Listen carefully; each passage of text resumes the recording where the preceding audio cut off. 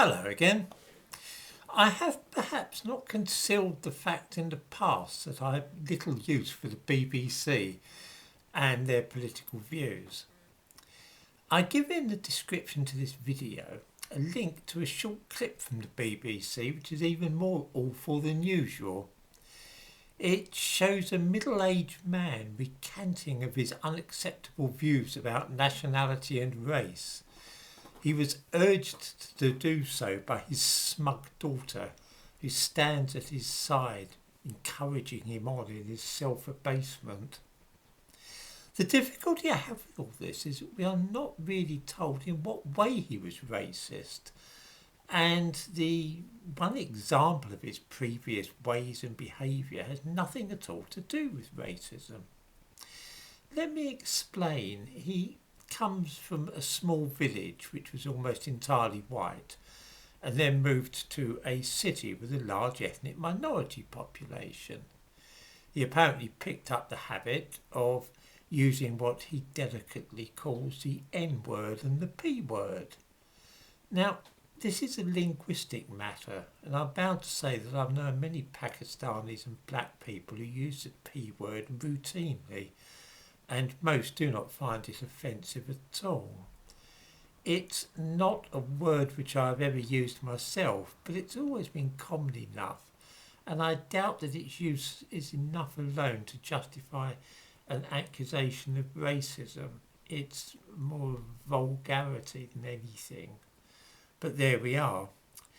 Let's look at the actual instances of racism which his daughter cites.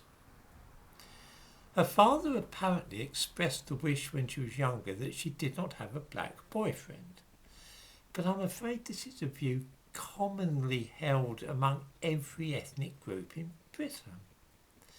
I knew an Indian man, a Gujarati guy, who literally had a heart attack because his daughter became engaged to a Caribbean. It was purely on the grounds of race. He was so shocked and taken aback at the idea of a Hindu girl getting connected with a black man. I have also known black parents who object strongly to the idea that their children might have white boyfriends. Then there are Muslims from Bangladesh and Pakistan who would literally kill their daughters if they tried to have a boyfriend who was black, white or an Indian Hindu. Girls have been murdered by their families for this in so-called honour killings. So yes, I personally couldn't care less about the ethnicity or skin colour of my daughter's boyfriends, but many, perhaps most people of all ethnicities in Britain do care.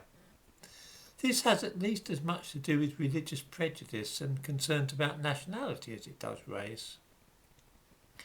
The second instance of supposed racism which the man's daughter mentions is really quite bizarre. She says that if they passed somebody selling the big issue, he would refuse to buy it if the vendors were foreigners, expressing the opinion that they could go back to their own countries and be homeless there. Well, several things strike one about this, the most obvious being that this isn't racism. If I say I don't like French people or I've got no time for Germans, that might perhaps be a foolish, ill-considered or unpleasant remark to make, but it cannot by any stretch of the imagination be called racist. There's no French race any more than there is a German one. In this case, the man and his daughter probably encountered Romanians selling the big issue. More than half the sellers of the big issue in the north of England are Romanian, and a large proportion in London as well. This is because there are Romanian gangmasters who buy up many copies of the big issue and then recruit poor or homeless compatriots to sell it, allocating them pitches. It's a big business, it's a bit of a racket. I give a link above to a piece which mentions the Romanian connection. Buying a big issue is essentially giving money to charity, and I hardly think that one can be accused of racism for preferring to give money to English beggars or sellers of the big issue rather than those from another country. Charity is an entirely personal affair, and if I choose to patronise one charity rather than another, then I can hardly be said to be racist if I decide to give my money to this cause or that. All else apart, Britain does rather seem to have imported a great many homeless people from Romania and Bulgaria in recent years.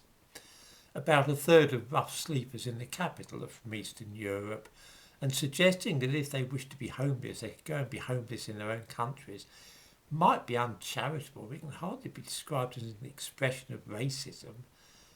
Again, there's no Bulgarian race any more than there's a Romanian one. These are rather nationalities, and there's a world of difference between nationalism and racism.